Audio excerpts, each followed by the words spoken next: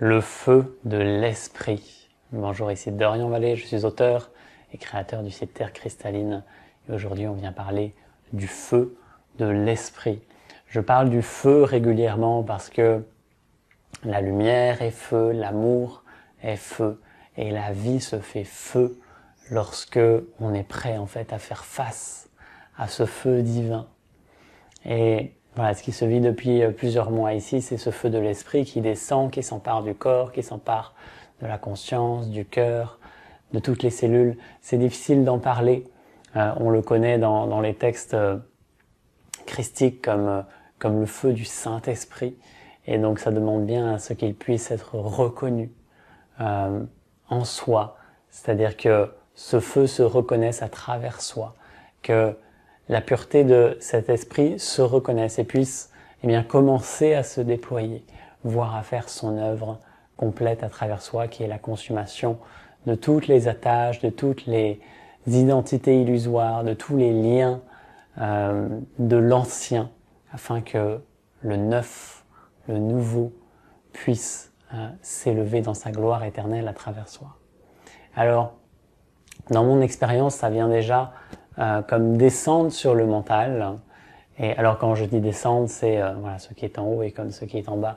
Ce qui descend, ce qui est en haut, c'est toujours ce qui est de l'ordre, ce qui est au ciel, c'est toujours ce qui est de l'ordre de l'invisible et qui descend dans la matière.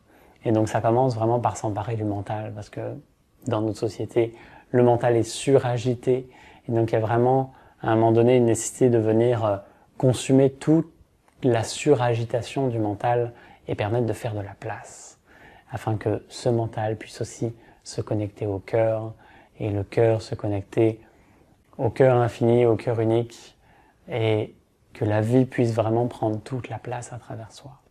Et ce cœur vient embraser la conscience, embraser le cœur de toutes les cellules, de tous les brins d'ADN, de tous les champs d'énergie.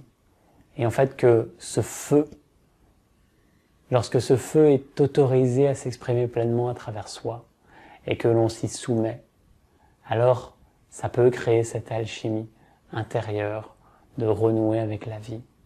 Ce feu à la fois purifie, guérit, consume, alchimise, transmute. En fait, c'est en fonction de ce qui est mis en face de lui qu'il a une action particulière. Il va d'une façon générale nourrir ce qui est d'ordre éternel et consumer ce qui est d'ordre mortel, à l'image de la fournaise divine dont j'avais déjà fait une vidéo à ce sujet. Alors, vous pouvez vous dire peut-être, c'est quoi la différence entre ces différents feux, entre le feu de l'esprit, entre la fournaise divine, entre le feu divin, etc. En fait, il n'y a pas vraiment de différence, si ce n'est que ce sont des formes et des énergies différentes, même si elles émanent toutes de la lumière originelle. Ça vient avoir une action différente, une action spécifique. On peut être intimement en lien avec la fournaise divine un temps, intimement en lien avec le feu de l'esprit, intimement en lien avec la lumière. C'est juste voilà, des façons d'aborder, de voir ces choses-là différemment.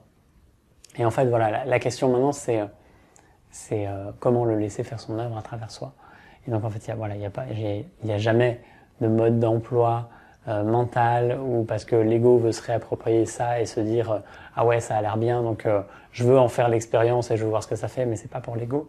L'ego ne peut pas connaître ça, l'ego ne peut pas connaître ce qui est d'ordre éternel, l'ego ne peut pas connaître ce qui est de l'ordre de l'éveil, parce que ça se fait à un autre espace. Donc ça demande vraiment de quitter toutes ces attaches, de quitter toutes ces volontés, de quitter tout ce qui fait obstacle en fait à cette pure offrande. Et en fait c'est ça le mouvement, c'est une offrande totale à la vie, à ce feu divin, au feu de l'esprit.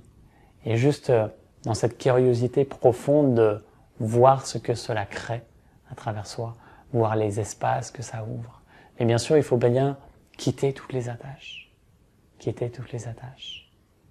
Et je referai d'autres vidéos sur les attaches spécifiques qu'il peut y avoir spécifiquement dans le milieu spirituel, notamment avoir des pouvoirs spirituels, avoir des capacités d'être peut-être en paix ou dans le bonheur ou rayonnant à chaque instant ou à développer des capacités extrasensorielles, etc. Toutes ces attaches, en fait, où c'est toujours l'ego qui récupère tout, plutôt que de s'offrir pleinement à la vie et laisser la paix émaner. Et la paix, on ne la contrôle pas. Elle est là tout le temps de toute éternité, il s'agit juste de lui laisser toute la place. Et l'invitation aujourd'hui, c'est qu'est-ce que ça fait d'être au contact de ce feu, le feu de l'esprit? Qu'est-ce que ça fait au-delà de tous les concepts, de toutes les connaissances que je peux en avoir? Qu'est-ce que ça fait? Juste de se rendre disponible pour qu'il s'invite à travers moi. Et donc pour en faire l'expérience de façon concrète, on sera en lien avec cette vibration-là et cette énergie dans la reconnexion cristalline du 20 juillet. Et il y aura aussi pour le mois d'août, dans l'initiation complémentaire proposée pour l'union cristalline, il y aura, alors je ne sais pas exactement quel mot utiliser pour l'instant, mais une initiation solaire et en lien avec le feu, en lien avec le soleil originel. Voilà, quelque chose qui transcende, qui brûle, qui consume, qui alchimise, qui nourrit, qui éveille. Et voilà, donc on sera aussi dans cette vibration-là, et donc ces mois qui précèdent ce moment-là préparent aussi ce moment. Donc si vous en avez l'appel, rendez-vous le 20 juillet pour la reconnexion cristalline, où on sera aussi en lien avec l'intimité du vivant, être au cœur de la vie et la laisser se déployer intimement à travers soi, et donc faire de la place et nourrir aussi avec le feu de l'esprit, et évidemment tout ce qui est en lien avec la reconnexion cristalline, les énergies cristallines et tout ce qui est présent dans ces moments-là. Joie de vous y retrouver. D'ici là, vivez une magnifique journée. Je vous dis à très bientôt. Namasté.